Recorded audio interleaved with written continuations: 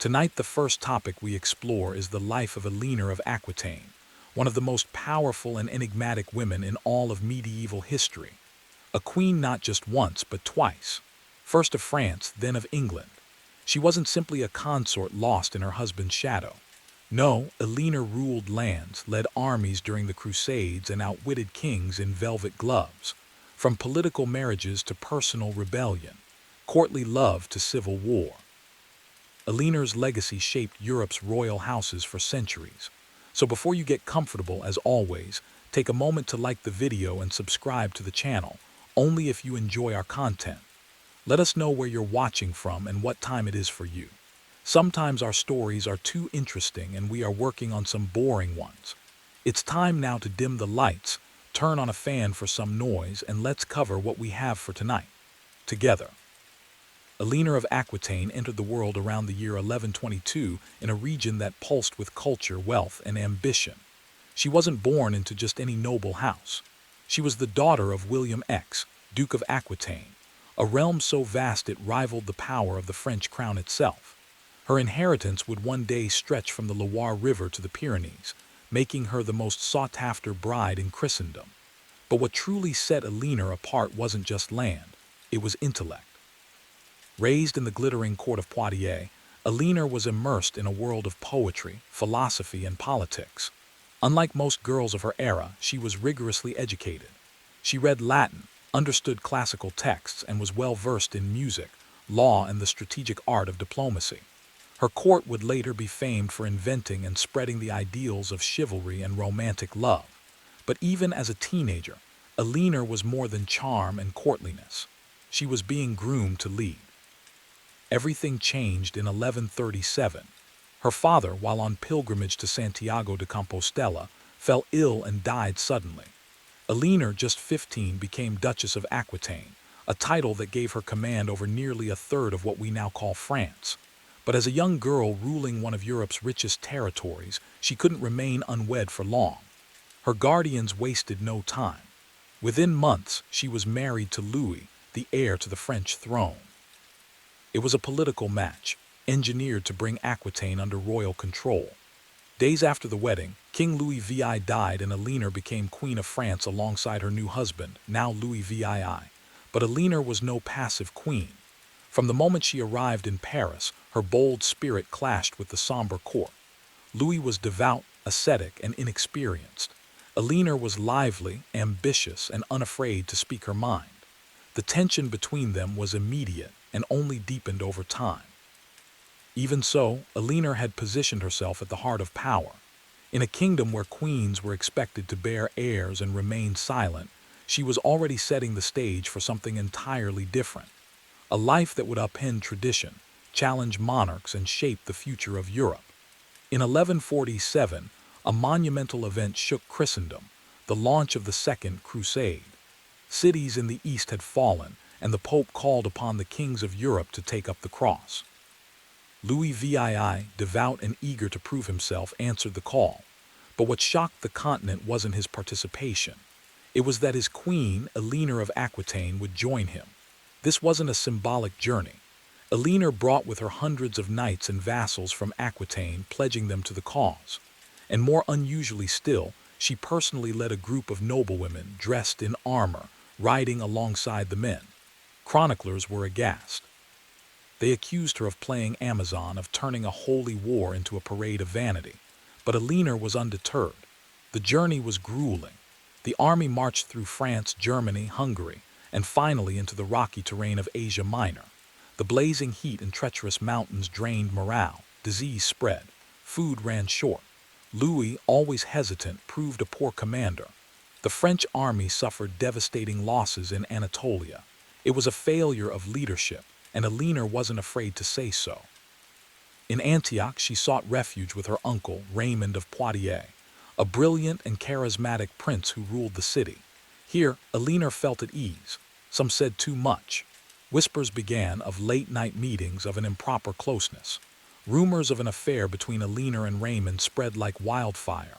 Whether true or not, Louis believed them. Enraged, he forced Eleanor to leave Antioch against her will. Their marriage, already strained, now cracked beyond repair. Elinor had expected to lead, to advise, even to strategize, but Louis had expected silence and obedience. As they returned from the failed crusade, the difference between them was no longer tolerable. They had one surviving daughter but no male heir. Their personalities, values, and ambitions were worlds apart. Back in France, Elinor began pushing for an annulment. It wasn't difficult to obtain. Church cited consanguinity or blood relation a common excuse. In 1152 their marriage was dissolved. She kept her lands, she kept her title, and within months she made a shocking move that would alter the fate of Europe. She married a young, ambitious duke named Henry of Anjou. That young duke would soon become King of England. When Elinor of Aquitaine married Henry, Duke of Anjou, in 1152, just 8 weeks after her annulment from Louis VII, it was a scandal. Not only was it quick, it was strategic. Henry was 11 years her junior, bold, and already carving out a path to power. 2 years later, he ascended the English throne as King Henry II, and with him, Elinor became Queen of England. This new union was not just romantic, it was geopolitical. By marrying Henry, Elinor united her vast Aquitaine holdings with the English crown, creating an empire that stretched from Scotland to the Pyrenees. France was now surrounded by adjuvant power, and Elinor, at the center, held lands even her new husband didn't control outright. Together they were a formidable team, at least at first. Elinor gave Henry 5 sons and 3 daughters, and she wielded real political authority, often ruling in his stead when he was away. She moved between English and French courts with grace and command, and her court in Poitiers became a beacon of art, poetry, and the ideals of chivalry. It was here that the concept of courtly love was cultivated, a romantic intellectual game that celebrated refined love and noble suffering. But even as she presided over a golden age of culture, her marriage to Henry began to sour.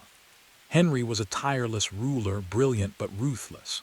He could be cruel, dismissive, and increasingly unfaithful. His affair with the fair Rosamond Clifford became legendary, and Elinor, once the queen of his realm and heart, was sidelined. Still, Elinor didn't retreat. She remained deeply involved in statecraft and diplomacy. She arranged marriages for their children across Europe and advised Henry on major decisions. But behind the scenes, resentment simmered. She was no longer the young duchess dazzled by the promise of power. Now in her 40s, she saw her influence waning and her husband growing more tyrannical, not only with her but with their sons. Elinor's life had never followed the traditional path of a medieval queen. She had defied kings, led armies, and held her own in a male-dominated world. But the greatest rebellion of her life against her own husband was still to come. By the 1170s, the dazzling alliance between Elinor of Aquitaine and Henry II had withered into bitterness and distrust.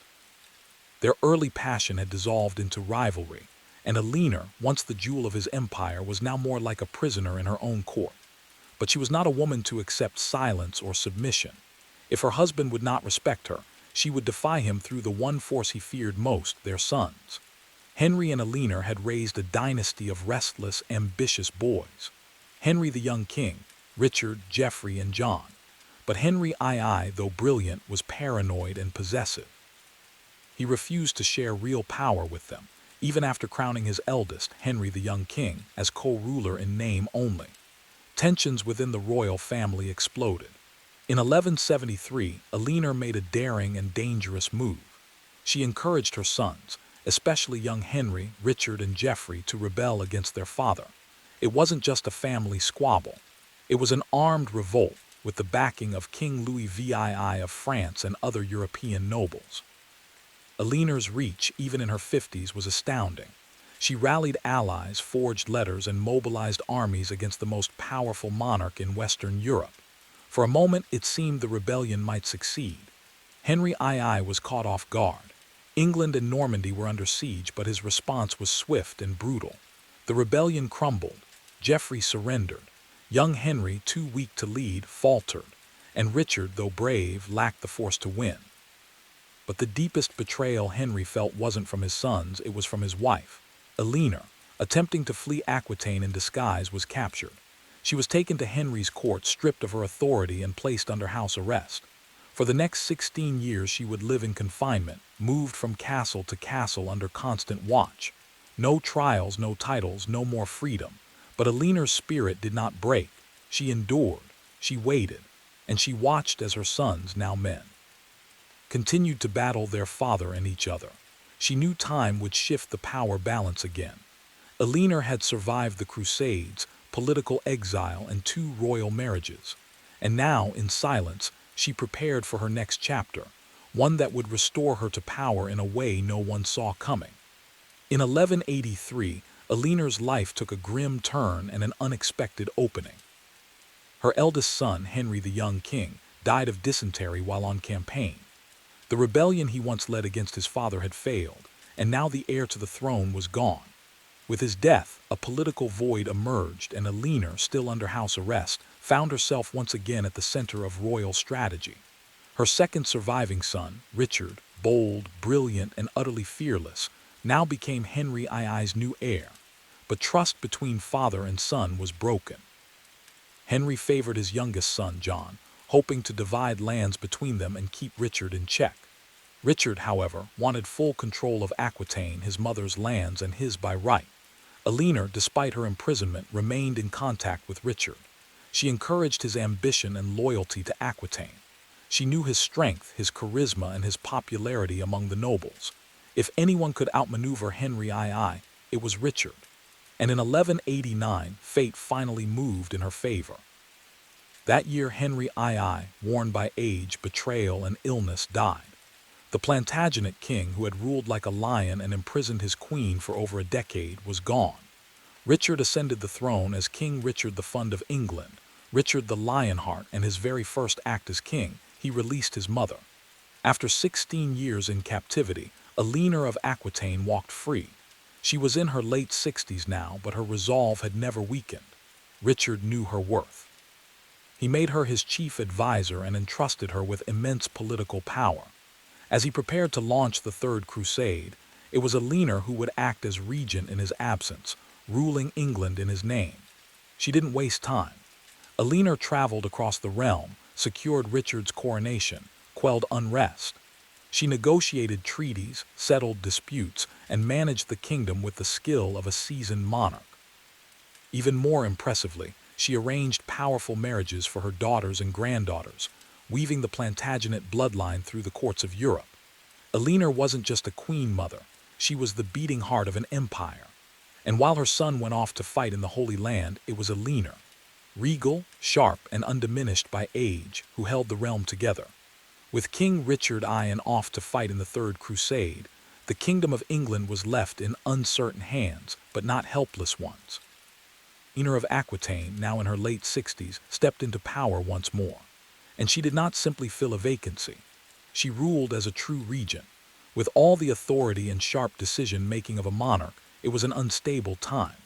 While Richard battled in the Holy Land, his youngest brother John, ambitious and reckless, began plotting to seize the crown for himself. He conspired with King Philip II of France, hoping to carve up Richard's territories while the true king was thousands of miles away. But Eleanor stood in his path.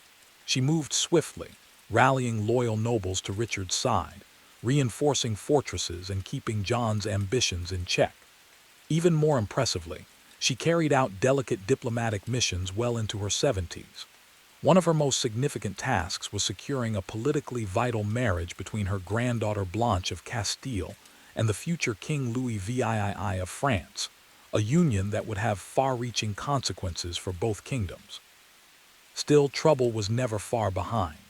In 1192, Richard was captured on his return journey from the Crusades, taken prisoner by Duke Leopold of Austria and held for ransom.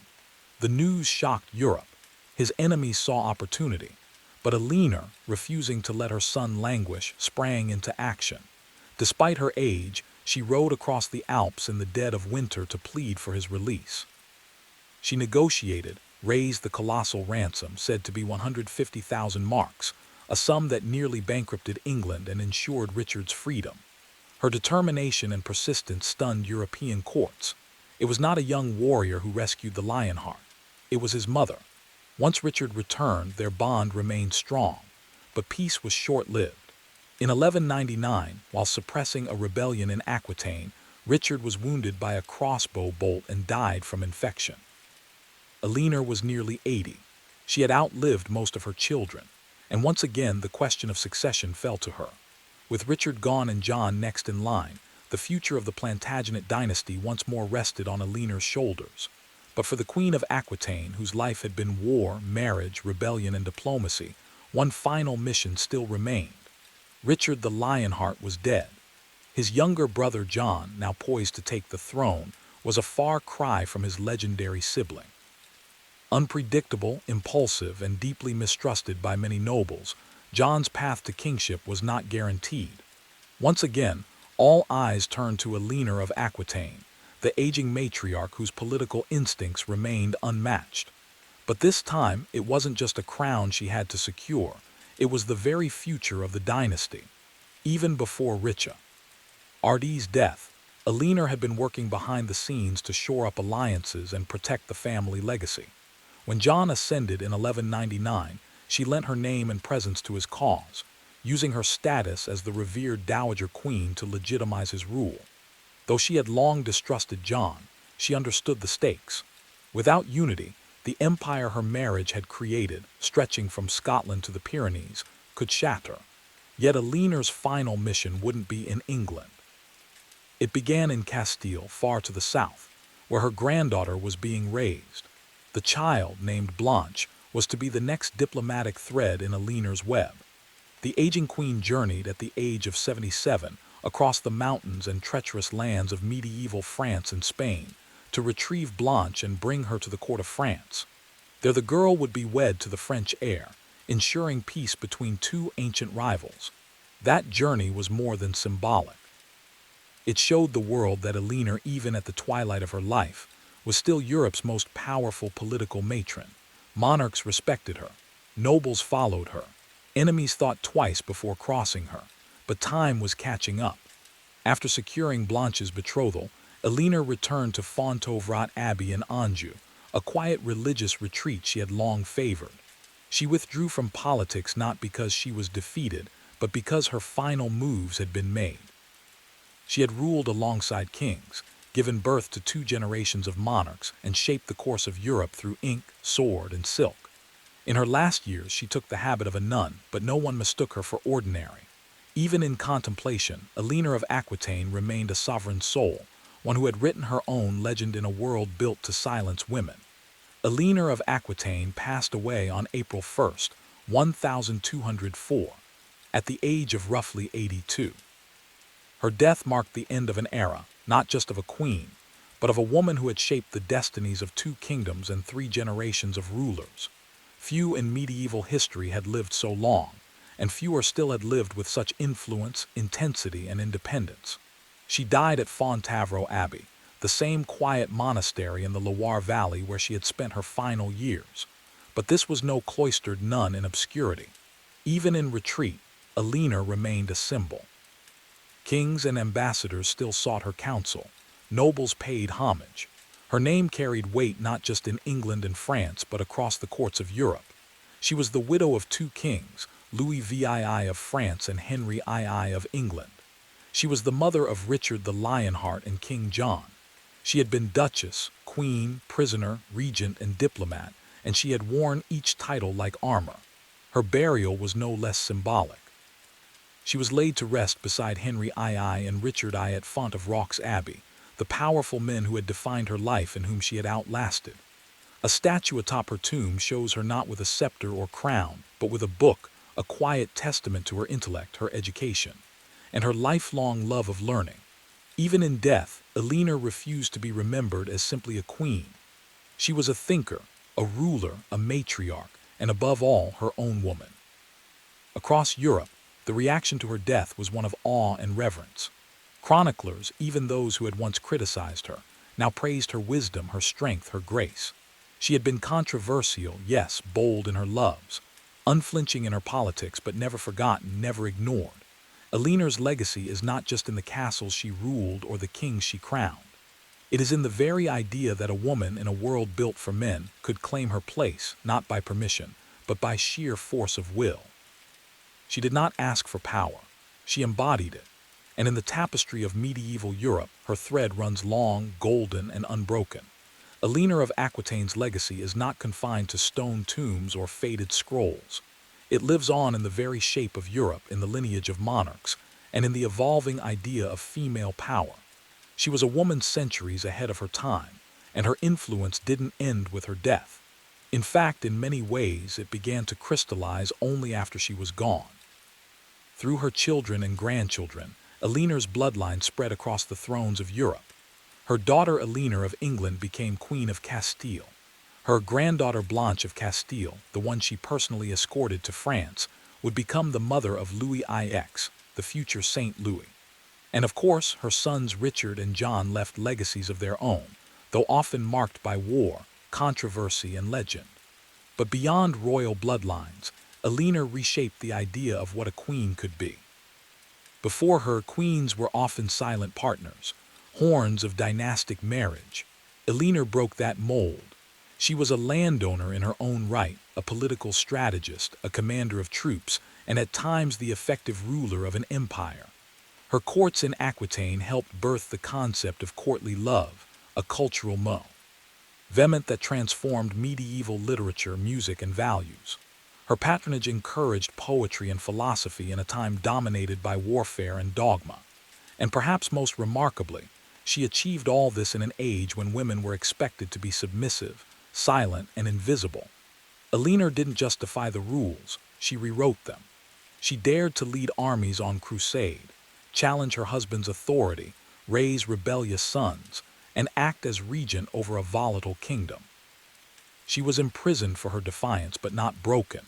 And when the world doubted her, she endured, waited, and returned to power with grace and fire. Today, historians see Eleanor not as an anomaly, but as a turning point, a symbol of medieval female agency that stood firm amid male-dominated monarchies. She wasn't perfect. She could be ruthless, politically calculating, and at times self-serving. But she was never irrelevant, never a shadow.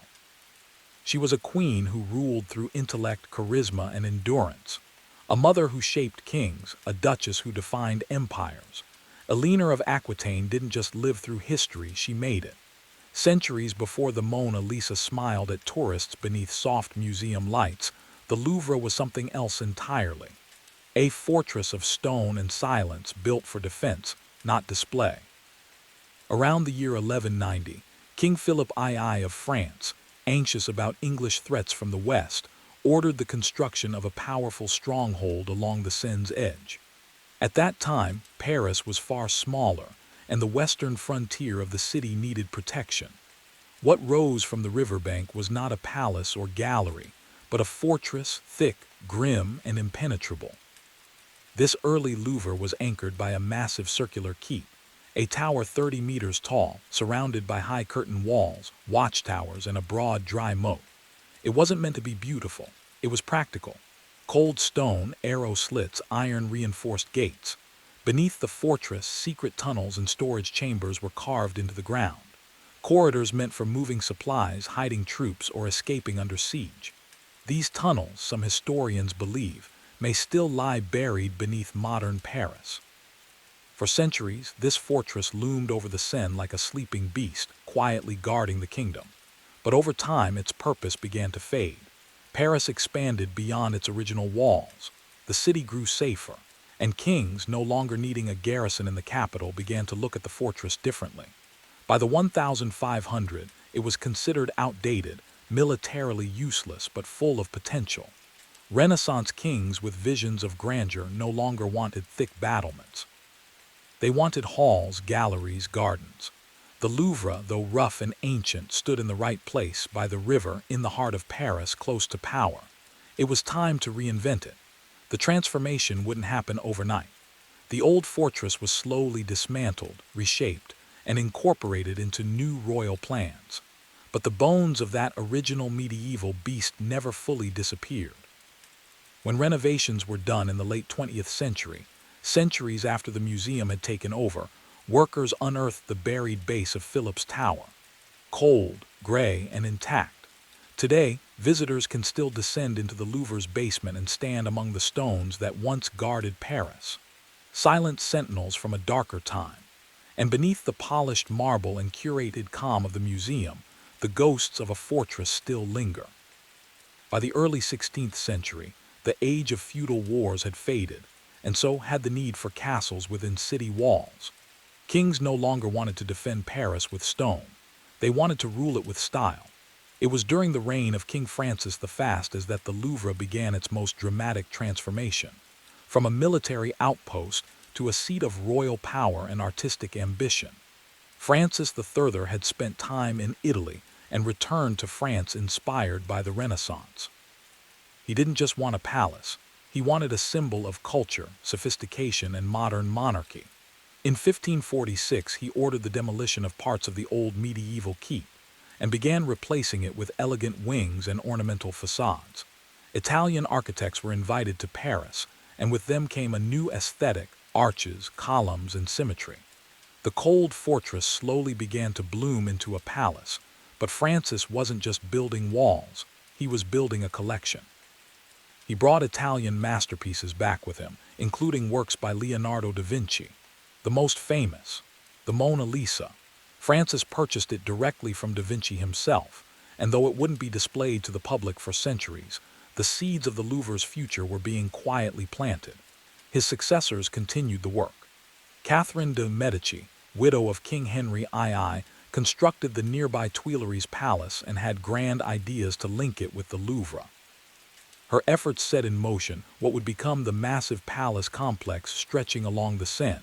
It became a symbol of the monarchy, sprawling, majestic, and ever-growing. By the time of Louis Roman XIV and Louis XIV, the Louvre had taken on a dual personality, half residence, half artistic epicenter. Artists were invited to live and work in its halls. Sculptors, painters, and architects passed through its corridors, some even sleeping beneath their canvases. The Louvre was no longer just a home for kings, had become a home for creativity. Yet even as elegance overtook utility, the palace remained politically potent. Behind its ornate walls, plots unfolded, alliances were forged, and power shifted hands. The Louvre was no longer built to keep enemies out. Now it was designed to dazzle them. As the Louvre evolved into a dazzling palace, it seemed destined to become the permanent heart of royal life in France. But in the 17th century, one man would change everything. Louis XIV, the Sun King. Ambitious, theatrical, and obsessed with control, Louis saw the Louvre as a relic of compromise. Too urban, too cramped, too tangled in old aristocratic bloodlines. He wanted something grander, purer, and wholly his own. And so, in 1682, Louis XIV moved the royal court to Versailles. The shift was monumental. With that single decision, the Louvre's role as the center of royal power ended. Its once glorious halls, lined with tapestries and filled with courtiers, were suddenly quiet. The king was gone, the nobility followed, and the Louvre left behind in the capital began to lose its luster. But it didn't fall into decay. Instead, something unexpected happened. It began to open up. Without the constant presence of royalty, the Louvre became a haven for artists and intellectuals. Louis XIV, though absent, had a soft spot for the arts. He allowed the Royal Academy of Painting and Sculpture to take up residence in the building. Studios and workshops filled the vacant rooms. Painters and sculptors worked beside philosophers and mathematicians. The Louvre transformed into a living laboratory of French creativity. During this period, the Louvre's identity became more fluid. It was no longer a fortress, no longer a royal residence. It was something between. It housed administrative offices, academies, and salons. At times it was chaotic, a patchwork of projects and unfinished renovations. But beneath the confusion, a new idea was taking shape, that perhaps this former seat of kings could one day belong to the people. There were whispers of turning it into a public gallery, a place where ordinary citizens could see the treasures their taxes helped collect. But under the monarchy, the idea remained just that, a dream. Still, the seed was planted. The Louvre, stripped of royal glamour, began to acquire a new kind of prestige, one built not on crowns and courts but on culture and knowledge. And as political storms gathered on the horizon of France, that cultural core would become more powerful than any throne. By the late 18th century, the storm that had long been brewing in France finally broke. The monarchy fell. The guillotine rose. And in the chaos of revolution, centuries of royal tradition were torn down, including the idea that art belonged only to kings. The Louvre, once a private pleasure palace of monarchs, stood on the brink of transformation. In 1793, as the French Revolution devoured the old order, the National Assembly declared that the Louvre would become the Muséum Central des Arts de la République, a public museum, free for all citizens. It was a radical concept. Art, previously hidden behind palace walls or reserved for the elite, would now be available to the common man. The first galleries opened on August 10th, the anniversary of the fall of the monarchy. The irony was not lost on anyone. Where kings once entertained mistresses and hosted masquerades, the people now walked in silence, observing canvases of saints, gods, and emperors. But the Louvre's collection needed more than just good intentions. Many masterpieces had been sold, stolen, or hidden during the revolution. So the revolutionaries did what revolutionaries often do. They took. Church property was confiscated. Aristocratic collections were seized. Anything that symbolized privilege was fair game. The Louvre became the great collector of confiscated beauty. And then came Napoleon. When he rose to power, the Louvre entered a new ambitious phase. Napoleon saw art not just as culture, but as conquest. Wherever his armies marched, treasures followed. From Rome to Venice, Egypt to Berlin, Napoleon plundered paintings, statues, antiquities. He renamed the museum the Musée Napoléon and filled it with loot from across Europe. The Louvre swelled with spoils, winged victories, Roman busts, Egyptian sarcophagi. Art was no longer just inherited, it was seized. And the museum, once a symbol of royal excess, now stood as a showcase of empire. But with Napoleon's fall in 1815 came a reckoning. Many nations demanded their treasures back. Some were returned, others mysteriously stayed. Still, the Louvre survived, and more than that, it was reborn. No longer royal, no longer revolutionary. It had become something lasting, a monument not just to France but to civilization itself. And beneath its marble floors, the layers of history continued to deepen. While the Louvre dazzled the world above ground, beneath its stone corridors and polished galleries lay another story, one of secrets, tunnels, and whispers lost to time. Few visitors know that beneath the museum's grandeur is a network of cellars, passageways, and forgotten vaults that speak to the building's centuries of transformation. Much of the underground space dates back to the original medieval fortress. When Philip II built the first Louvre in the 12th century, it included underground storerooms and escape tunnels carved into bedrock. Some were used to store arms and grain, others, it's believed, connected to the Seine for stealthy movements during times of siege. As the fortress became a palace, and the palace became a museum, these passages were expanded, sealed, or repurposed. Some were converted into wine cellars during the Renaissance. Others were bricked up and abandoned, their existence remembered only in aging floor plans and royal letters. One particularly eerie structure is the remnants of the original moat, now part of the museum's basement exhibit. Visitors can walk along its cold stone edge, where the line between museum and ruin becomes thin. Here, the polished elegance of the Louvre gives way to raw medieval stone, crumbling, weathered, untouched by centuries of renovation. And then there are the rumors. Some say secret tunnels still lie hidden beneath the Louvre, remnants of royal escape routes or wartime shelters. During World War II, it's documented that certain rooms and underground passages were used to hide France's artistic treasures from Nazi looters. Paintings were created and smuggled out, but not everything could be moved. Some relics were buried deep in the Louvre's belly, surrounded by stone, guarded by curators who knew every inch of the underground map. Others claim that during the Revolution, bodies of executed aristocrats were secretly stored in the lower levels, hidden from public view until they could be properly buried. No evidence confirms this, but the myth lingers in the Louvre's walls like an echo. Today, many of these lower levels are closed to the public. Some serve logistical purposes, archives, maintenance routes, climate control zones, but others remain sealed, inaccessible, their secrets intact. Beneath the Louvre's polished surface, the past still breathes, heavy with stories never displayed in frames. In June 1940, Paris fell under Nazi occupation. German troops marched through the city's boulevards, and the swastika flew from the Eiffel Tower. The Louvre, the crown jewel of French heritage, stood ominously in the heart of it all, vulnerable, exposed, and filled with priceless art. What happened behind its grand doors during those dark years remains one of the most intense and covert chapters in the museum's long history. But the Louvre was not caught off guard. Even before the Germans entered the city, French curators and art historians had begun executing a secret evacuation plan. Thousands of works, including the Mona Lisa, the Venus de Milo, and the Winged Victory of Samothrace, were quietly removed, crated in custom-built boxes, and shipped to castles, abbeys, and rural estates throughout France. Convoys of trucks, disguised and escorted, carried away the nation's soul under the cover of night. It was the largest museum evacuation ever attempted. By the time Nazi officers arrived to inspect the Louvre, the galleries were eerily empty. What remained were decoy paintings, empty frames, and a skeleton staff. The Nazis, furious but impressed by the scale of the operation, repurposed the building for their own use.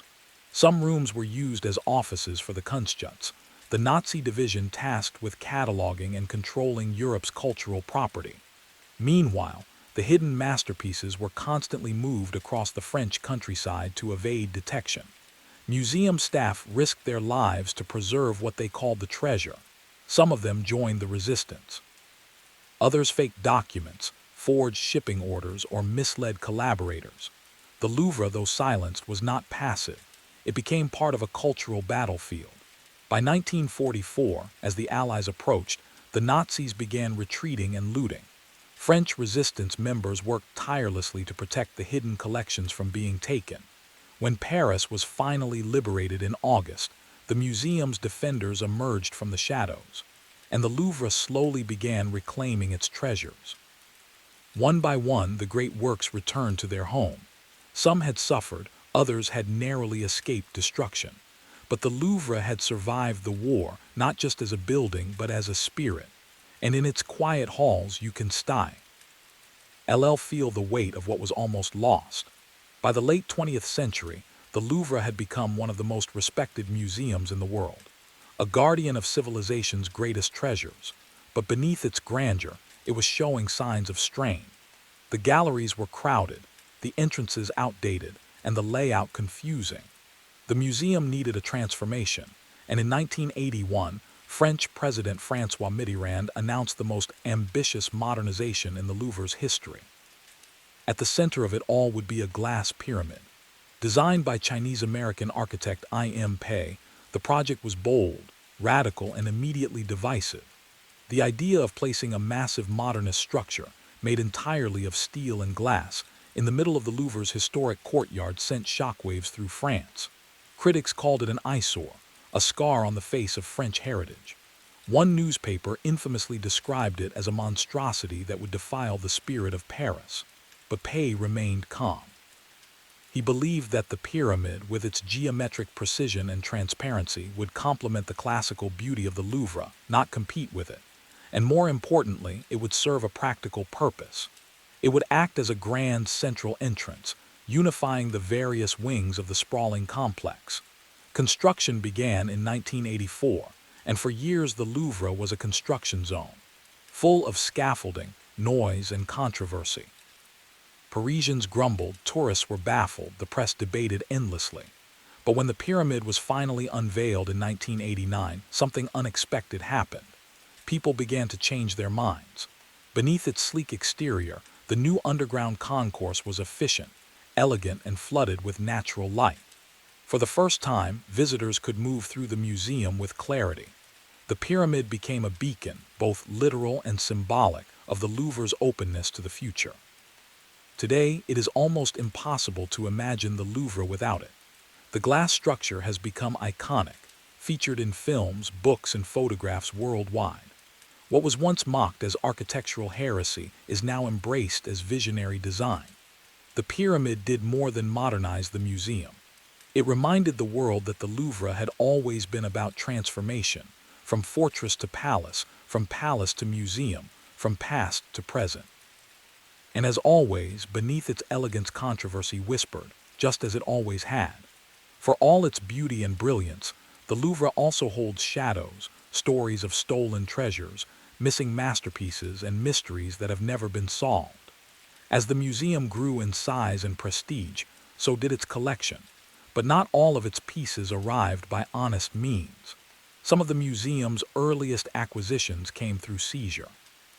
During the French Revolution, artworks were taken from churches and aristocratic estates. During Napoleon's campaigns, the plundering became systematic. His armies swept through Europe and North Africa, stripping palaces and temples of statues, sarcophagi, and paintings. Many of these items were proudly displayed in the Louvre, renamed the Musée Napoleon as trophies of empire. Though some were returned after his fall, others remained. Today, debates continue over the rightful ownership of many of the museum's most prized pieces. Greece has long demanded the return of certain antiquities. Egypt, too, has pressed for the repatriation of statues taken during colonial excavations. The Louvre's Egyptian collection, one of the largest outside of Cairo, remains a source of pride and quiet controversy. But theft didn't stop in the 19th century. In 1911, the Louvre experienced its most infamous heist. The Mona Lisa, yes, that Mona Lisa, vanished from the wall. At first, no one noticed. The painting had been modestly displayed, and when it disappeared, museum staff assumed it had been taken for cleaning. It wasn't until the next day that panic set in. The investigation was chaotic. Even Picasso was brought in for questioning. But the real thief was Vincenzo Peruggia, an Italian handyman who believed the painting should be returned to Italy. He had hidden inside the museum overnight, slipped the painting under his coat, and walked out the next morning. It took 2 years to recover the painting, which was found in Florence. There have been other losses too, some small, some devastating. A royal crown disappeared during the 19th century. A priceless Egyptian stele was damaged in transport. Some artworks taken during Nazi occupation were never returned to their rightful owners. The Louvre, like all great institutions, carries the weight of its past, glorious and flawed. For every masterpiece on its walls, there is a trail of hands, choices, and consequences. Some treasures shine in the light, others remain hidden in the cracks of history. Today, the Louvre stands as more than a museum. It is a living organism, constantly evolving, shaped by centuries of ambition, conquest, revolution, and reinvention. Over 10 million visitors pass through its doors each year, wandering through over 650,000 square feet of galleries, peering at faces frozen in oil, marble, and time. But the Louvre's magic is not just in its masterpieces.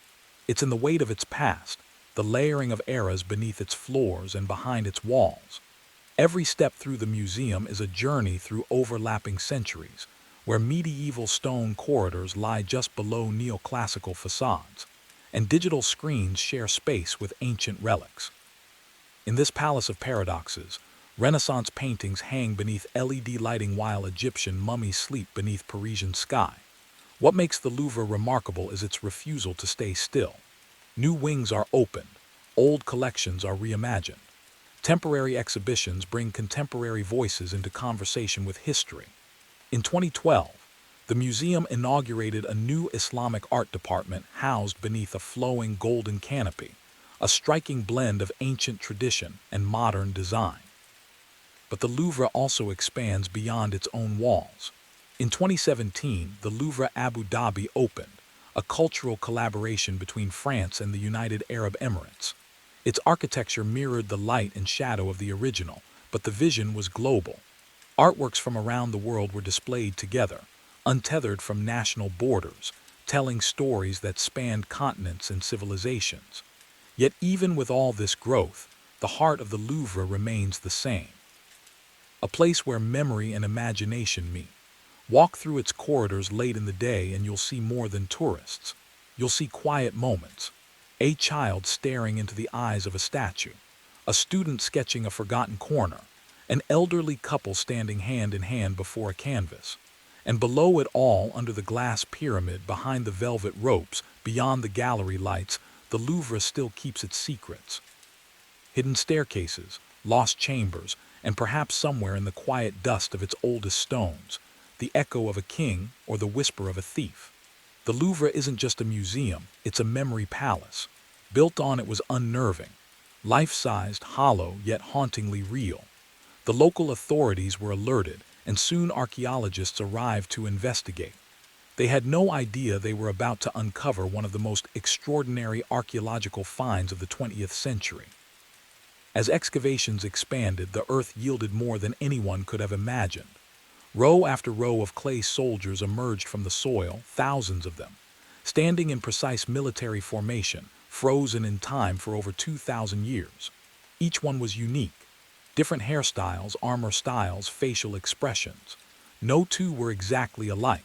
Some stood tall with commanding presence, others crouched in attack stance, and they weren't alone. Clay horses, wooden chariots, and bronze weapons accompanied them, all crafted with startling realism. What had these figures been guarding for so long beneath the ground? The answer lay not far away, beneath an unexcavated mound over 250 feet high, the mausoleum of Qin Shi Huang, the first emperor of a unified China. It was he who ordered this massive underground army built, not for the battlefield, but for the afterlife. The terracotta army was part of a sprawling necropolis, a buried empire designed to mirror the emperor's real-world domain. Scholars estimate that over 700,000 workers may have been involved in its construction over nearly 4 decades, and incredibly, this massive wonder lay untouched and forgotten for more than 2,000 years. News of the discovery spread quickly, and the world was captivated. Here was not just a tomb, but a window into ancient Chinese philosophy, artistry, power, and belief. A civilization had poured its skill and resources into preparing one man for eternity with an army that would never breathe but would always stand. Yet the mystery was only beginning. Who made these soldiers? How were they crafted with such detail? And what secrets were buried alongside them, still untouched beneath the emperor's tomb? At the heart of the terracotta army lies a single man's vision, a ruler whose ambition was matched only by his fear of death. Qin Shi Huang, born in 259 BCE, rose from prince to king, and finally to China's first emperor. He unified the warring states under one banner, standardized currency, language, and even axle lengths. But while his power shaped a nation, it was his obsession with the afterlife that shaped the underground empire he left behind. From a young age, Qin was haunted by the idea of mortality. Despite ruling with an iron fist and achieving what no other had, the unification of China, he could not conquer death. Ancient texts describe his relentless search for immortality, expeditions sent in search of elixirs, meetings with mystics, consultations with alchemists.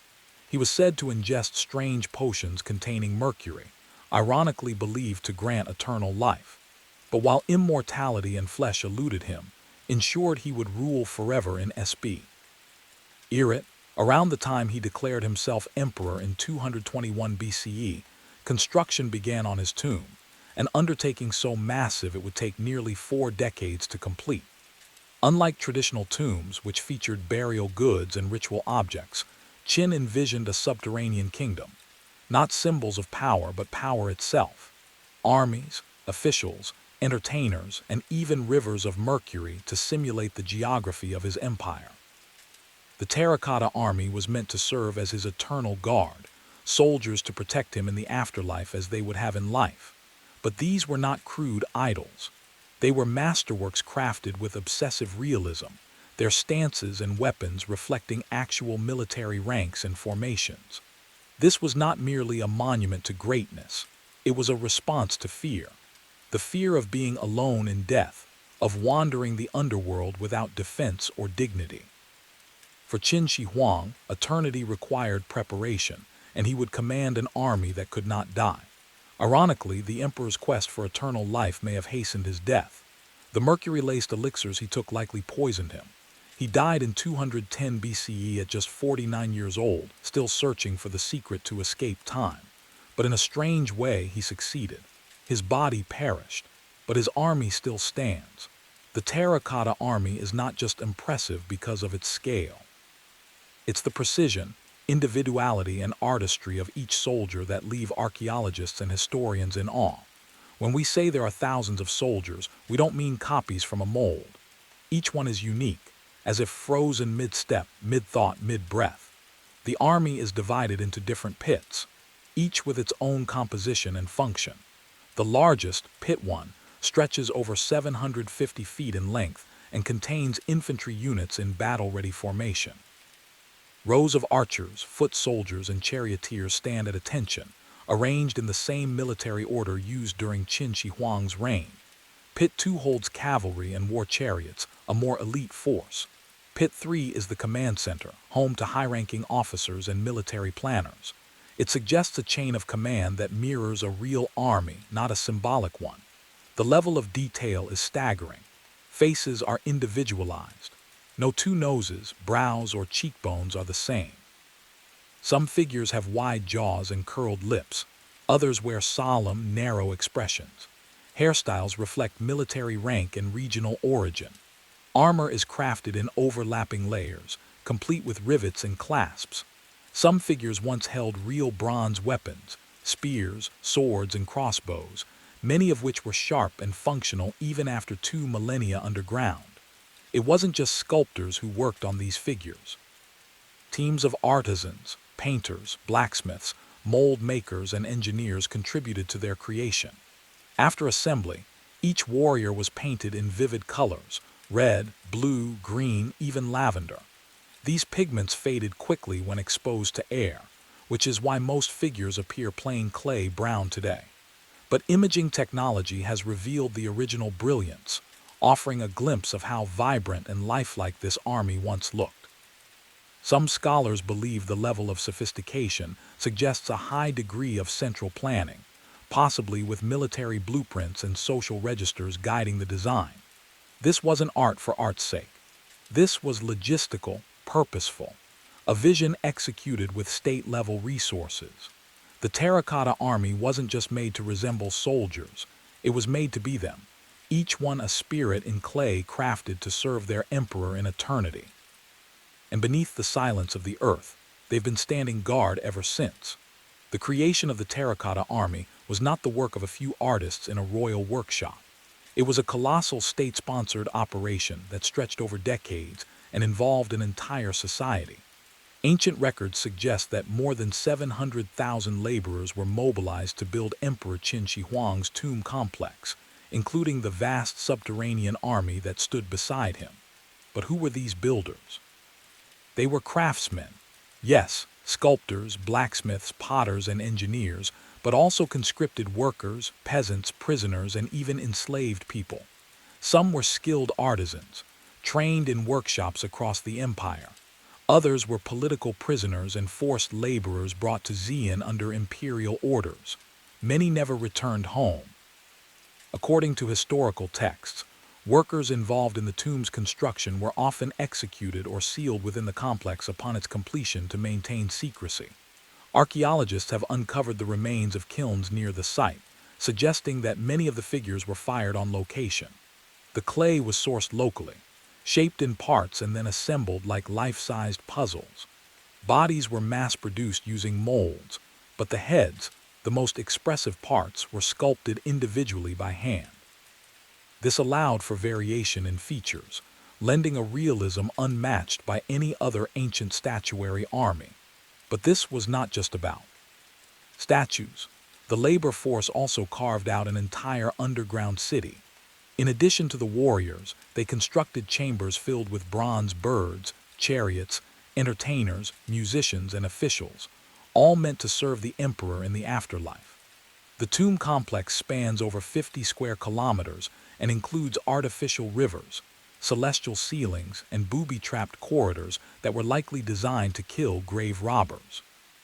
According to historian Simakayan, Writing a century after Qin's death, the emperor ordered rare jewels to adorn the tomb's ceiling to mimic the stars, and flowing rivers of mercury to replicate China's geography. Soil samples from the site do, in fact, show abnormally high levels of mercury, suggesting the legends were rooted in truth. The builders of this empire worked in secrecy and under constant surveillance. Their legacy is buried in silence. Most of their names are lost. But their hands shaped one of the greatest wonders of ancient engineering, an entire kingdom buried not to be forgotten, but to endure. At the center of the terracotta army site lies a massive tree-covered mound, a hill that looks like any other from a distance. But beneath it rests the unexcavated tomb of Emperor Qin Shi Huang himself, untouched for over 2,000 years. It is one of the greatest archaeological mysteries still waiting beneath the surface. Historical accounts, particularly from the Han Dynasty historian Sima Qian, describe the tomb as nothing short of otherworldly. Inside, he claimed, were replicas of palaces and towers, rare artifacts, flowing rivers of mercury to represent China's great waterways, and a ceiling encrusted with pearls to mimic the night sky. Crossbows were supposedly rigged with automatic triggers, ready to fire on any intruder who dared enter. A buried universe crafted entirely for one man's afterlife. And yet, no one has opened it. Unlike the terracotta warriors, which have been extensively studied and preserved since their discovery, the main burial chamber remains sealed. Why? The reasons are both practical and ethical. For one, the technology needed to excavate the tomb without damaging its contents simply does not exist yet. Archaeologists fear that once the tomb is opened, priceless artifacts, including fragile paintings, textiles, or organic materials, could be destroyed upon exposure to air. The terracotta warriors themselves lost their vibrant paint within hours of being unearthed, turning from dazzling figures to dull clay. Then there is the matter of mercury. Soil tests around the mound show elevated levels of mercury, lending credibility to the ancient texts. If true, the tomb may pose serious environmental and health risks. Some speculate that it's not only hazardous to excavate, but also deliberately engineered to deter grave robbers, with traps and toxic fumes waiting in the dark. Culturally, there is reverence to consider. In traditional Chinese beliefs, disturbing the dead, especially an emperor, is a serious matter. Many argue that the tomb should remain untouched, unless it can be entered with absolute respect and preservation. And so it waits. Beneath that quiet hill lies a secret that no one has seen in over 2,000 years. A world built for a man who could not conquer death, but who may have created a paradise to rule in it. And as science advances, the question grows louder. Should we open the tomb of the first emperor? The terracotta warriors are not simply statues. They are soldiers, and like any soldiers, they were equipped for war. Many of the warriors once held real weapons: swords, spears, halberds, crossbows, and arrows. Weapons not merely decorative, but functional, forged with deadly precision. This wasn't symbolic craftsmanship.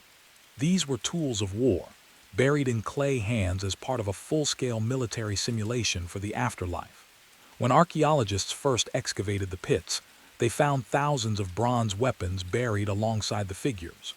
Swords with razor-sharp edges, arrowheads crafted for distance and penetration, and even crossbow triggers made with ingenious mechanical designs. Despite being over 2,000 years old, many of these weapons remained in surprisingly good condition. Some blades were still sharp, their bronze alloy so advanced that it resisted corrosion for millennia. How did they do it? Recent studies revealed that the ancient Chinese blacksmiths coated many of the weapons with a thin layer of chromium oxide, a technique that essentially prevented rust. This technology wouldn't be reinvented until the 20th century, and yet the Qin dynasty artisans had already mastered it. Their understanding of metallurgy was far ahead of its time, evidence of a highly organized and technologically skilled society. But the weapons also served a deeper purpose. Qin Shi Huang didn't just want a lifelike army, he wanted a lethal one. These warriors were meant to fight off threats in the afterlife, just as his real troops had fought during his conquests. This wasn't a peaceful vision of eternity, it was a prepared one. The emperor intended to rule in death as he had in life, with force, strategy, and the means to dominate. Interestingly, many of the weapons were missing by the time modern archaeologists uncovered the site. It's believed that shortly after the emperor's death, the tomb was raided or sabotaged by revolting workers or enemies of the regime. Fires were set, roofs collapsed, and weapons were stolen. Even in death, Qin's empire faced rebellion. Still, enough remains to paint a vivid picture. A silent army, armed and alert, standing in formation beneath the soil. Each warrior once ready to march, not in this world but in the one beyond. While the terracotta warriors are the most famous part of Emperor Qin Shi Huang's burial complex, they were far from the only figures created. Beyond the battle-ready soldiers stood entire casts of characters, a full miniature society crafted in clay, all designed to serve the emperor in his eternal realm. Archaeologists have uncovered figures of musicians, dancers, acrobats, and strongmen, each one sculpted with the same meticulous care as the warriors, though their roles were far different. Instead of armor, they wore robes. Instead of weapons, they held musical instruments or posed mid-performance. These were the entertainers of the afterlife, created to amuse and delight a ruler who wanted his underground world to be just as lively as the one above. Officials and court attendants were also buried nearby, identifiable by their formal dress and composed postures. They represented the emperor's bureaucracy, advisors, scribes, and governors, all ready to keep order beyond the veil of death. Even stable hands, cooks, and grooms were included, depicted in kneeling or working poses, their faces captured with humility and fatigue. Then there were the animals. Terracotta horses stood beside wooden chariots, once painted and decorated. Underground stables revealed that not just sculptures, but real sacrificed horses may have once been buried for the emperor's use. In other pits, bronze waterfowl, cranes, geese, and ducks were found arranged along an artificial riverbed, suggesting that Qin's desire for replication extended even to nature itself. Each discovery added layers to the complexity of the tomb. This wasn't just a military installation, it was an empire beneath the earth, complete with its own court, culture, and daily rhythm. Scholars believe the intent was clear. Qin Shi Huang wanted to recreate the world he had conquered in life and rule it forever in death. And while the warriors march in silence, these forgotten figures offer something softer, more human. They remind us that this afterlife wasn't imagined as endless warfare alone. It was filled with music, ceremony, and the tireless hum of a royal court. They may not carry swords or wear armor, but they too were built to serve the first emperor, and they too have waited in darkness for over 2,000 years. The terracotta army is more than an archaeological marvel. It is a mirror of an empire at its peak. Every clay figure reflects the scale, ambition, and structure of Qin Shi Huang's unified China. His dynasty was short-lived, lasting only 15 years, but its legacy reshaped the nation.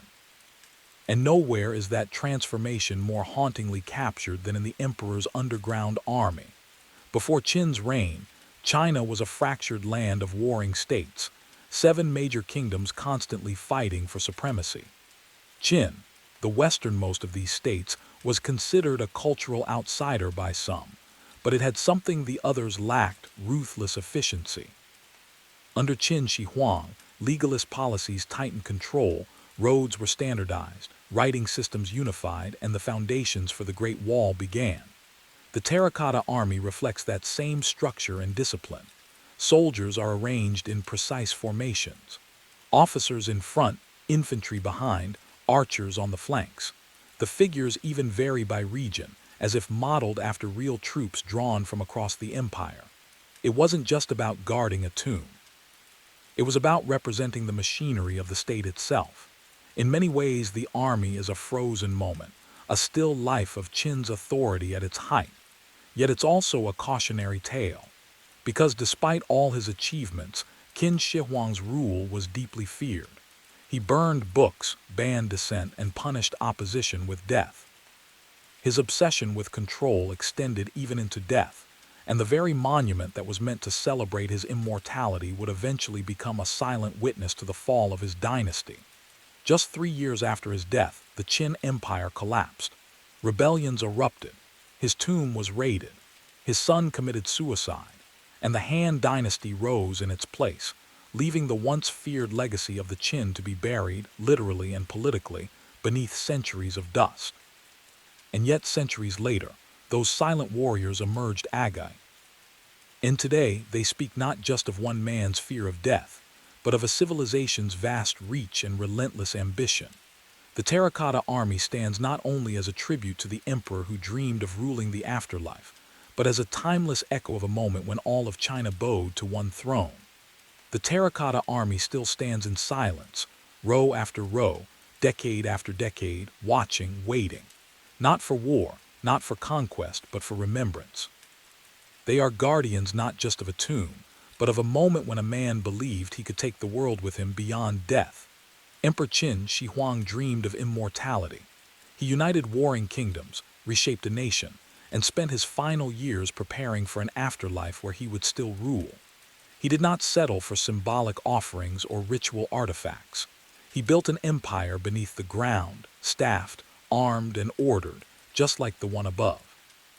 And though centuries passed, earthquakes shook the earth and dynasties rose and fell, his creation endured. Beneath layers of soil and silence, the warriors waited. They bore the weight of time with cracked shoulders and faded paint, but their presence never weakened. Today, more than 2,000 years later, they are no longer buried. They stand under museum lights, beneath protective canopies and curious eyes, but their purpose is unchanged.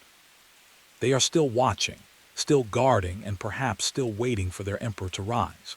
The Terracotta Army is one of the few places in the world where the boundary between life and death feels thin, where stone stares back as if it remembers. Walking among them is not like visiting an exhibit.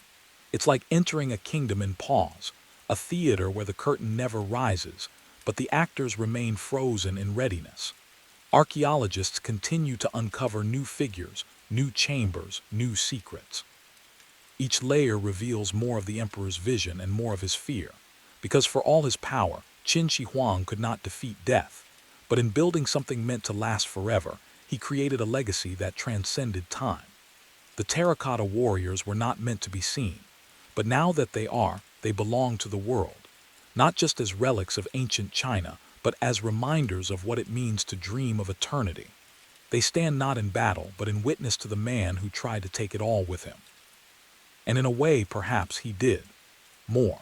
Long before scripts were written or stages constructed, the origins of theater in ancient Greece began in the soil of religion.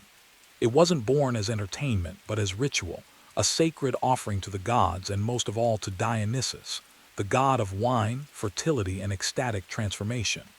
To understand theater's beginning, you must picture hillsides, open skies, and communities gathered not for spectacle, but for communion. In the earliest days, people didn't watch performances. They participated in them. Rural festivals held in Dionysus' honor featured drinking, dancing, music, and ecstatic celebration. But at the heart of these gatherings were the dithyrambs, wild, passionate choral hymns sung by groups of 50 men or boys. These were no tame songs. The singers moved in unison, chanting, swaying, invoking the presence of the god. It was a ritual meant to transport, to unite mortals with the divine through rhythm, voice, and movement. Over time, these dithyrambic performances grew more structured. The chants began to incorporate storytelling elements, tales of Dionysus' birth, his wanderings, his suffering, and his joy. As the narratives became more complex, one performer began to step out from the chorus. This solo voice would engage in dialogue with the chorus, creating tension, emotion, and the earliest form of dramatic exchange. This innovation is often credited to Thespis of Icaria, a 6th century BCE performer who is said to be the first person to step away from the chorus and assume the role of an individual character. In doing so, Thespis transformed ritual into drama. He didn't just sing about a god, he became the god or the hero, or the mortal in conflict. From this moment, theater began to emerge from the mist of religious tradition into something distinct, a performed story with characters, emotion, and conflict. But in its earliest form, Greek theater remained inseparable from worship. The stage was a sacred space. The audience was not merely entertained. They were participants in a collective act of reverence, catharsis, and transformation. Theater, in its infancy, was not an art form for fame. It was a mirror held up to the divine, a place where God spoke through human voices and mortals danced on the edge of mystery. By the 6th century BCE, Athens had begun to grow from a modest city-state into a cultural force, and at the center of its artistic explosion stood the city Dionysia, a festival that would become the cradle of Western drama. Held each spring in honor of Dionysus Eleutherius, this festival blended devotion and spectacle. It lasted these several days, and during that time Athens transformed. Streets filled with music, wine flowed freely, and the city paused its usual business. Citizens, foreigners, politicians, and commoners all took part. It was more than celebration. It was civic unity, where religion, politics, and art converged. Central to the Dionysia was the theatrical competition. Tragedians would submit to trilogies, 3 tragedies and 1 satyr play, to be performed in front of a jury. The performances were not casual affairs. They were staged in massive open-air theaters carved into hillsides with thousands in attendance. The playwrights competed for prestige but also to honor the god. Winning at Dionysia wasn't just about fame, it was a divine offering. The performances began at dawn and lasted all day. Each trilogy explored themes of human suffering, divine justice, fate, and morality. The audience, seated in a semicircular arrangement, watched actors in elaborate masks and robes perform tales of gods, kings, and doomed heroes. These stories were familiar, drawn from myth, but they were told with intensity, designed to move the soul. The chorus remained a vital presence, providing narration, commentary, and emotional resonance. Between scenes, they sang and danced, helping the audience interpret the unfolding drama. Music, movement, and dialogue wove together into something more than a play. It was a sacred experience, a ritual of collective catharsis. Even the state supported these events. The wealthy were required to sponsor productions as a civic duty, and tickets were subsidized so that even the poor could attend. This wasn't just art, it was democracy in motion. The city Dionysia transformed performance into an institution. It gave structure to the chaos of ritual and turned storytelling into a public mirror, one that reflected human weakness, divine wrath, and moral struggle. And through this sacred competition, theater was born. Out of song and ceremony came something darker, deeper, and more enduring: tragedy. The word itself, tragedia, means goat song, likely tied to ancient rituals where a goat was sacrificed to Dionysus.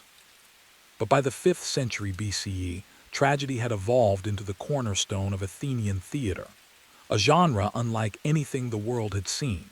Greek tragedy wasn't just a sad story, it was a spiritual dissection, a journey into fate, guilt, honor, and the terrifying uncertainty of divine will. At its heart was a tragic hero, a figure often of noble birth, who struggled against forces greater than himself. He might be a king, a warrior, or even a god-touched mortal, but always he would fall, brought down by a flaw, a decision, or an encounter with the inevitable.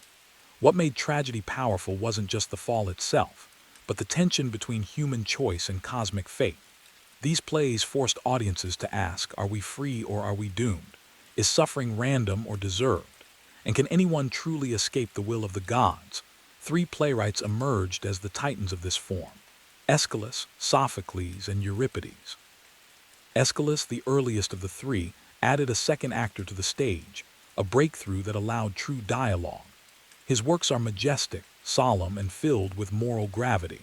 He saw divine justice as complex, often harsh, but ultimately restoring balance. His Orshaya trilogy traces a family cursed by murder, vengeance, and blood, ending only when divine justice replaces personal revenge. Sophocles refined tragedy further, adding a third actor and expanding character depth. His Oedipus Rex remains the quintessential tragedy, a man trying to escape his fate only to run headlong into it. Sophocles painted his characters with more humanity, showing their inner conflict, pride and helplessness. Euripides, the most controversial, pushed the genre toward realism. His characters were raw, flawed, and unpredictable. He questioned the gods, highlighted the suffering of women and the marginalized, and made tragedy more personal, more painful. Through tragedy, Greek theater became a moral arena, not just a performance but a confrontation. Audiences didn't leave entertained. They left shaken, purged, and awed. Because tragedy didn't just show the fall of a hero, it revealed the fragility of all human striving, and reminded every viewer suffering is universal and no one is exempt. While tragedy explored the darkness of fate and the weight of the divine, comedy emerged as its irreverent twin, wild, loud, and often scandalous. Where tragedy sought catharsis through suffering, comedy brought release through laughter, a vital counterbalance to the heaviness of Athenian life and ritual. Greek comedy, like tragedy, grew from religious festivals, especially the Dionysia and the Lania, another celebration of Dionysus held in winter. In its earliest form, comedy was anarchic and obscene, filled with crude jokes, parodies, and songs that mocked politicians, philosophers, and even the gods. But it wasn't mindless. Humor. Greek comedy was satirical, sharp-edged, and boldly political. The earliest and most famous playwright of this genre was Aristophanes, a master of what we now call old comedy. His plays featured fantasy, absurdity, and direct attacks on public figures. In The Clouds, he lampooned Socrates as a foolish sophist. In Lysistrata, he imagined women ending a war by withholding intimacy from their husbands. And in The Frogs, he sent Dionysus himself to the underworld to judge a contest between dead tragedians. Aristophanes' plays often broke the fourth wall.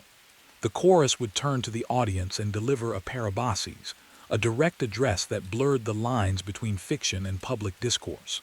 Nothing was off limits. War, corruption, philosophy, and even the theatrical competitions themselves were all fodder for ridicule. But beneath the raunchy humor and surreal plots, Greek comedy served a deeper function.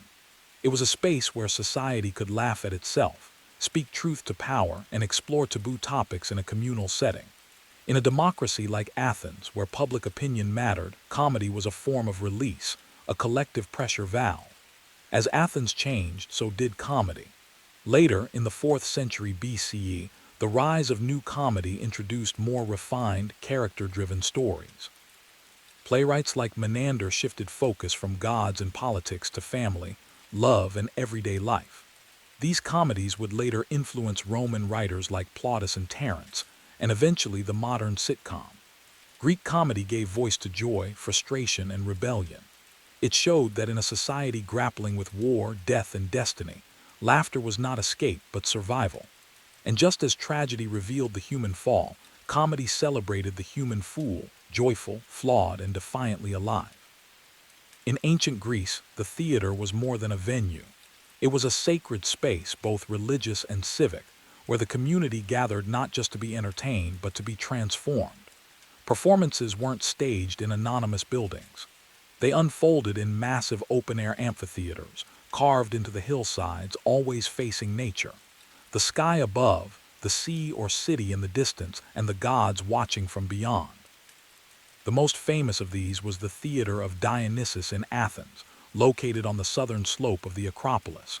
It could seat up to 17,000 spectators, citizens, medics, foreign residents, and visitors alike. From its marble tiers, the audience could see and be seen. This mattered. Attending theater was a public act, a civic duty, and a ritual all at once. At the heart of the theater was the orchestra, a circular dancing floor where the chorus would move and sing. Behind it stood the skene, a building used as a backdrop, dressing area, and symbol of place, palace, temple, or battlefield. The actors performed on a raised platform called the proskenion, and behind them loomed the sacred altar to Dionysus. Every play was performed in his honor. But what truly made the theater sacred wasn't just its structure, it was its purpose. Drama was a communal experience meant to stir the soul, to confront the audience with their fears, beliefs, and responsibilities. As they watched kings fall or fools triumph, the spectators weren't just observers. They were participants in a ritual of catharsis, emotional purification through pity and fear. The festival itself opened with sacrifices and processions. Statues of Dionysus were paraded through the city. The playwrights were not just artists. They were competing priests, offering their stories as sacred acts. And the audience, they were witnesses to something divine unfolding through human voices. This connection between sacred and civic was powerful. Political leaders, generals, and jurors all sat in the front rows. Democracy and drama shared the same stage. In the theater, Athenians faced their myths, their morals, and their mortality together. The Greek theater was never just about actors and applause. It was a temple of the human condition, where every laugh, gasp, and tear was a prayer to the gods of chaos, wisdom, and fate. In the theaters of ancient Greece, where thousands gathered in open air and no microphones existed, how could a single actor command attention?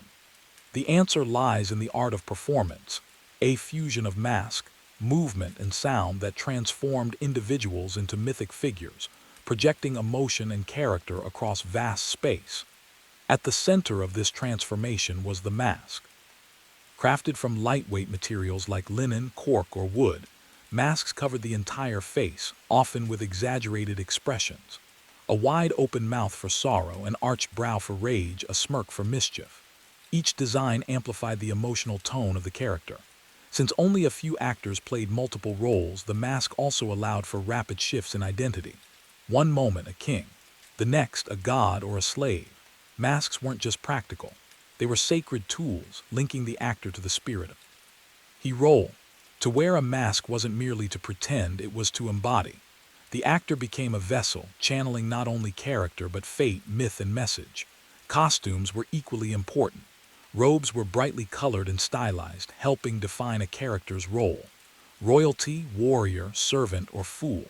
High-platform shoes called cothurni elevated tragic actors, lending them a towering, otherworldly presence.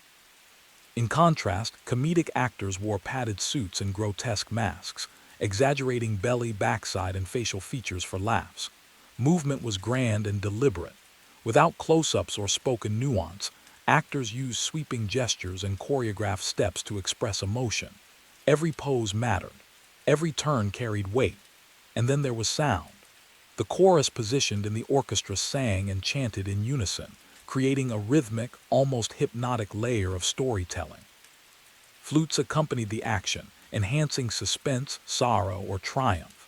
The human voice, trained and projected, rang out over the rows of stone seats, resonating through the marble bowl of the theater. Together, mask, costume, motion, and sound formed a ritualized language of performance. It wasn't about realism. It was about essence, distilling human experience into bold, symbolic action. In Greek theater, the actor was not a star, but a servant of the story, shaped by myth, driven by voice, and veiled in the haunting power of the mask. In the heart of every ancient Greek drama stood the chorus, a group that was neither lead actor nor passive audience but something in between. They did not simply watch the story unfold, they sang it, danced it, questioned it, and mourned it. The chorus was the soul of the performance, a bridge between mortals and gods, stage and spectators. Traditionally composed of 12 to 15 men in tragedy and up to 24 in comedy, the chorus performed in the orchestra, the circular dancing floor at the base of the stage. Their movements were carefully choreographed, and their songs, known as odes or stasima, were set to the tones of the aulos, a double-redded flute that gave the music its distinct haunting resonance. But what did the chorus do? They offered commentary on the action, posed moral questions, and voiced the thoughts that the characters themselves could not say. If the hero made a fatal choice, the chorus might whisper doubt. If a god intervened, the chorus interpreted its meaning. They echoed the audience's own reactions: fear, pity, outrage, wonder, but with poetry and rhythm that elevated the response into something nearly divine. Sometimes the chorus acted as a kind of collective conscience. In Oedipus Rex, they begged the king to listen to reason, sensing doom before it falls. In Antigone, they struggle to choose between law and justice. In the Bacchae, they represent the ecstatic followers of Dionysus, joyful, dangerous, and devoted. Their function wasn't always solemn. In comedy, the chorus could be loud, rude, and wildly inappropriate. They might interrupt the action, mock the audience, or even deliver a parabolbesis, a direct address to the crowd, often expressing the playwright's own views on politics, art, or society. What made the chorus powerful wasn't just what they said, but how they said it in unified movement and voice. They were a living metaphor, the many speaking as one, reflecting not just personal opinion but collective identity. In a world where fate and the gods ruled all, the chorus reminded every theatergoer of their place in the grand design, as witness, as questioner, and as voice for the voiceless. In Athens, the birthplace of both theater and democracy, drama was not just an art form, it was a civic institution. The theater was where the city came together, not only to witness myths and legends, but to confront itself, its values, its fears, its failures. It was a space where storytelling and citizenship intertwined. The annual festivals, especially the city Dionysia, were funded and attended by the state. Wealthy citizens were appointed as chorga, responsible for financing productions as a form of public service. The best plays were selected by magistrates, performed in front of thousands, and judged by a panel of citizen jurors. The process was formal, competitive, and deeply Athenian. Why was this important? Because the stories on stage were never just about ancient heroes or faraway gods. They were reflections of the present, moral and political allegories that held a mirror up to the city itself. When Sophocles staged Antigone, he wasn't just telling a myth about a stubborn king. He was asking his fellow Athenians, when does the law serve justice, and when does it become tyranny? When Euripides wrote about war-torn women in the Trojan Women, he was echoing the recent devastation of Athens' own military campaigns. Even comedy got political. Aristophanes lampooned leaders, questioned wars, and ridiculed philosophers. Audiences laughed, but the questions lingered. How are we following? What are we becoming? Attendance at the theater was not passive. Citizens were expected to go, reflect, and engage. Tickets were often subsidized by the state, so even the poorest Athenians could attend. The belief was clear.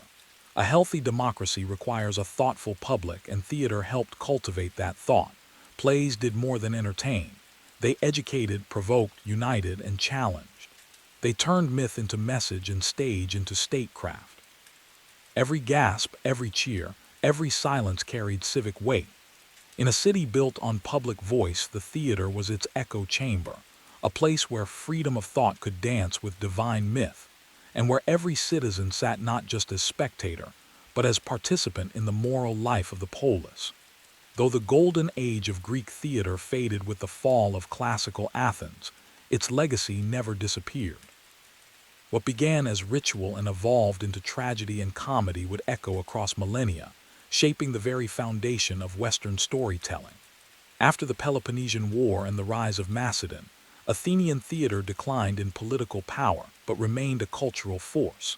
Hellenistic playwrights like Menander shifted the focus from gods and fate to everyday life, romantic entanglements, mistaken identities, and domestic struggles. These new comedies would later influence Roman dramatists, such as Plautus and Terence, whose plays laid the groundwork for Renaissance and modern farce. Roman theater absorbed much from the Greeks, their structure, their characters, even their language. But the deeper influence ran through time. When Shakespeare wrote of tragic heroes brought down by their flaws, or when Molière mocked society through biting wit, the spirit of Sophocles and Aristophanes was alive again. Even today, echoes of ancient Greek drama are everywhere. The three-act structure, so common in modern storytelling, mirrors the progression of Greek tragedy. The very idea of catharsis, introduced by Aristotle, remains at the heart of powerful narrative. That deep emotional release we feel when a story reflects our own struggles and contradictions. The architecture of modern theaters, the use of masks in performance art, and even the concept of the chorus in musicals all trace their roots to those open-air amphitheaters carved into the hills of ancient Greece. But perhaps the greatest legacy is not found in structure, but in purpose. Greek theater asked questions we are still asking. What is justice? What is fate? What does it mean to be human in a world ruled by forces beyond our control? It gave voice to grief, joy, defiance, and absurdity.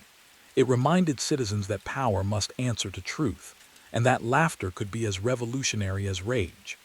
What began as songs to a god of wine and ecstasy became a timeless art form, one that continues to illuminate our lives, not with easy answers, but with stories that dare to ask the hardest questions. The stage may have changed, the voices may be new, but the drama, the conflict, the wonder, that is eternal.